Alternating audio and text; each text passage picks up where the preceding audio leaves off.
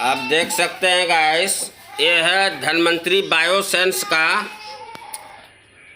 Capsule, जो कि 20 साल पुराना सर्दी खांसी अगर किसी को है और जा नहीं रहा है, बहुत सा दवा करके थक गए हैं, खांसी उसका रुक नहीं रहा है, तो 20 साल पुराना खांसी को नष्ट करने का इस कैप्सूल में क्षमता है। 100% आयुर्वेदिक कैप्सूल है और कोई साइड इफ़ेक्ट नहीं है इस कैप्सूल में। हम घर में भी आजमा के देख चुके हैं इसको।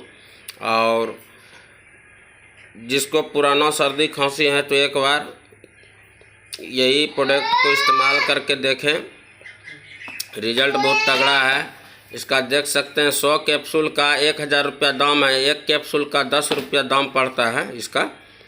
और रिजल्ट के लिए सोचना नहीं पड़ेगा गाइस, रिजल्ट बहुत तगड़ा है इसका। बाबा का जड़ी बूटी चैनल पे वही दवा का प्रचार होता है जिसका पैसा इन्वेस्ट ना हो और रिजल्ट तगड़ा हो,